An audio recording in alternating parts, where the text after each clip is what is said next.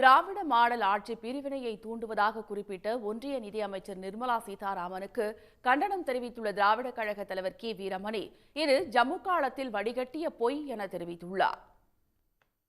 நாளிதழ் ஒன்றுக்கு அளித்த சிறப்பு பேட்டியில் பிரிவினையை தூண்டுகிறது திராவிட மாடல் என ஒன்றிய நிதியமைச்சர் நிர்மலா சீதாராமன் விமர்சனம் செய்திருந்தார்.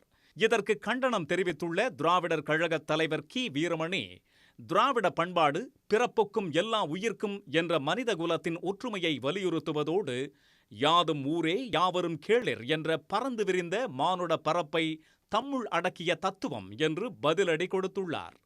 பிறப்பின் அடிப்படையில் மனிதருக்குள் பேதம் பிரிக்கும் மனுஸ்மிருதி மனு தர்மம் அரசமைப்பு சட்டமாக்கப்பட வேண்டும் என்று துடிப்பது RSS தான் என்றும் அந்த அமைப்பு வழிநடத்தும் கட்சிதான் பாஜக என்றும் அவர் சாடியிருக்கிறார்.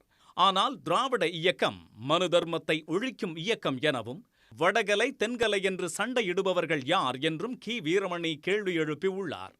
எனவே கண்ணாடி வீட்டில் இருந்து கொண்டு திராவிடர் இயக்க கற்கோட்டையை நோக்கி கல்லெறிவது புத்திசாலித்தனம் அல்ல என்றும் கி வீரமணி தனது அறிக்கையின் மூலம் நிர்மலா சீதாராமனுக்கு பதிலடி கொடுத்துள்ளார். உடனுக்குடன் செய்திகளை தெரிந்து கொள்ள சன் நியூஸ் பெல் ஐகானை கிளிக் பண்ணுங்க.